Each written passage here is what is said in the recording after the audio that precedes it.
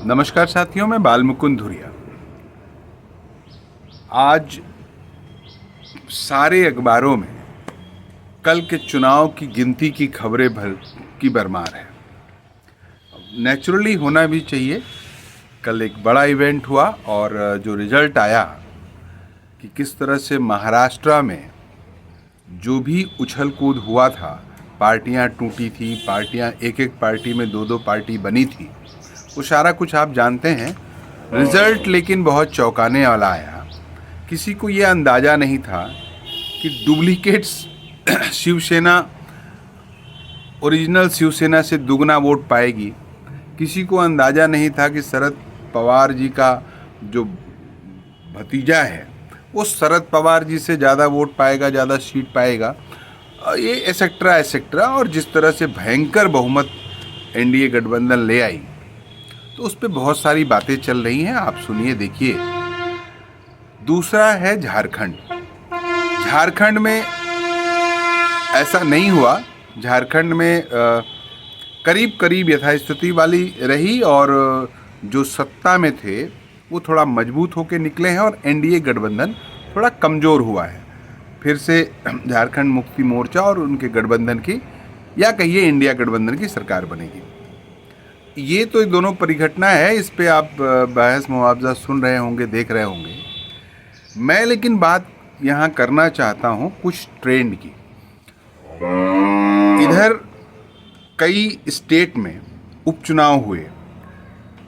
असम में 5 सीटों पे हुआ, जिसमें 3 बीजेपी जीती, एक असम गण परिषद और एक वहाँ की क्षेत्रीय पार्टी जीती। बिहार में 4 हुआ, जिसमें 2 बीजेपी, एक हम और एक जेडीयू जीती। कर्नाटका में 3 पे तीनों कांग्रेस जीत गई है। गुजरात में एक बीजेपी थी, जीती है। छत्तीसगढ़ में 1 सीट पे बीजेपी जीती, एक ही था। केरला में 2 सीटों पे चुनाव हुआ, एक कांग्रेस जीती, एक सीपीएम जीती। एमपी में 2 सीटों पे हुआ, एक कांग्रेस जीती, एक बीजेपी जीती। मेघालय में 1 हुआ, तो वहाँ पे जो लोकल पार्टी एनपीपी वो जीती।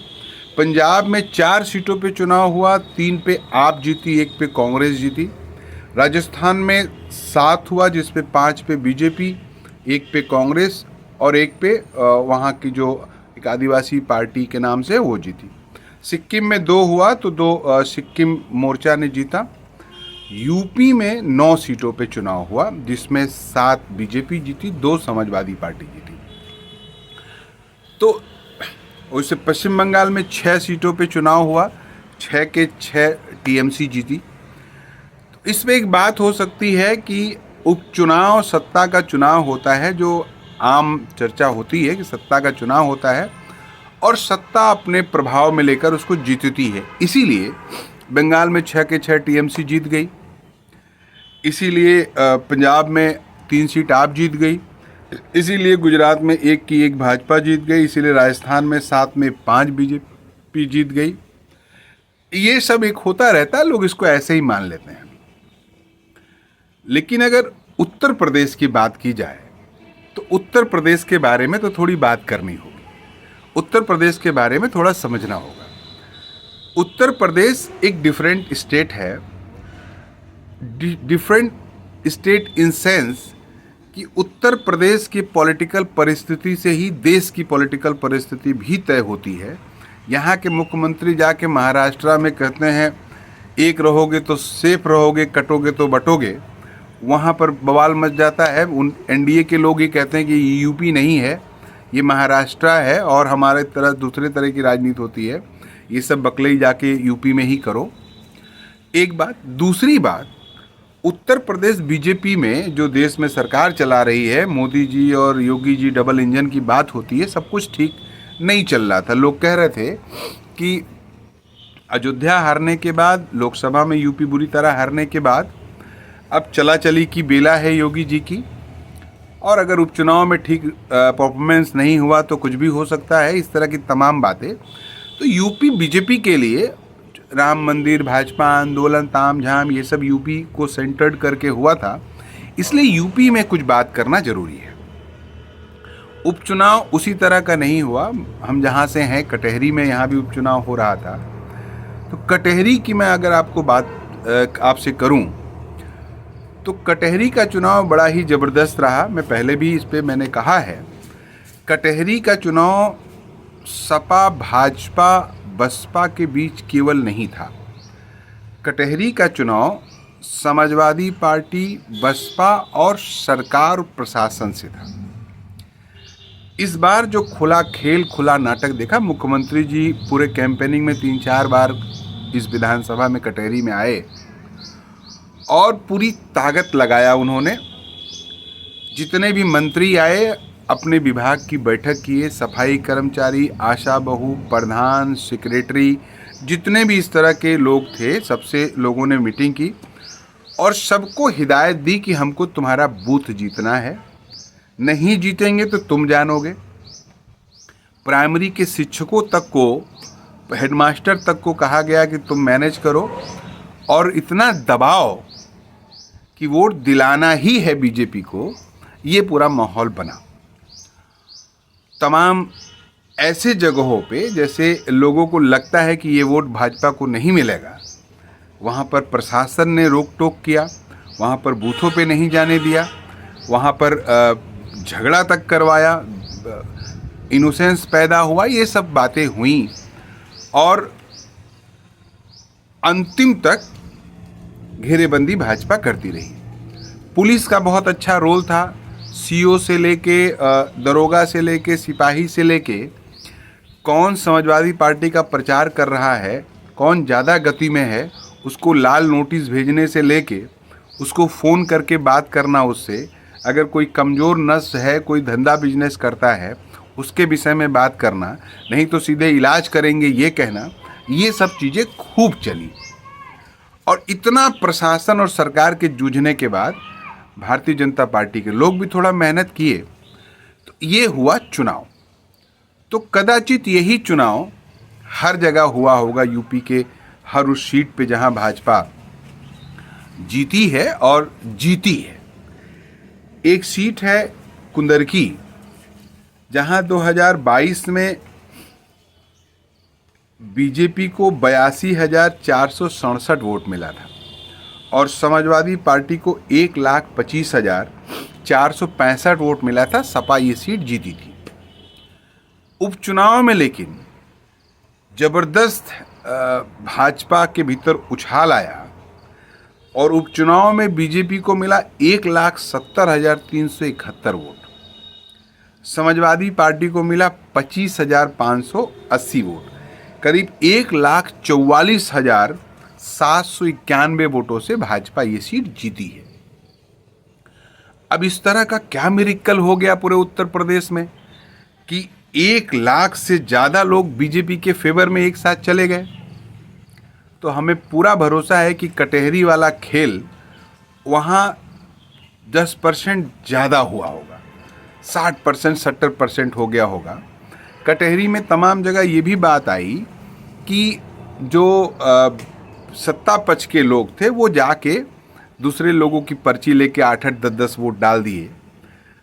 तो अब 400 कुछ बूथ है, अगर एक बूथ पे 10 वोट पड़ा तो 400 बूथ पे 4,000 वोट के आसपास हो गया मामला। तो ये सब एक पूरा खेल, तो लगता है कि कुंदरकी में ये 40%, 50% ज़्यादा हुआ, तब चीज़ें आगे बढ़ी। और जैसे कि पॉलिटिक्स में आजकल के दौर में ये लगता है कि इस बिरादरी का वोट इनको पड़ेगा, इस बिरादरी का वोट इनको पड़ेगा, तो ये पॉलिटिशियंस और प्रशासन भी जानते हैं। तो जो हमारा वोट है वो तो बूथ तक जाए, जो हमारा वोट नहीं है उसको बूथ तक नहीं जाने देंगे। ये सब भी चला। चुनाव है, जीत हार होती रहती है, इसका कोई बहुत मलाल नहीं है। आज वो जीते हैं, कल वो जीतेंगे, कल वो जीते हैं, आज वो जीतेंगे।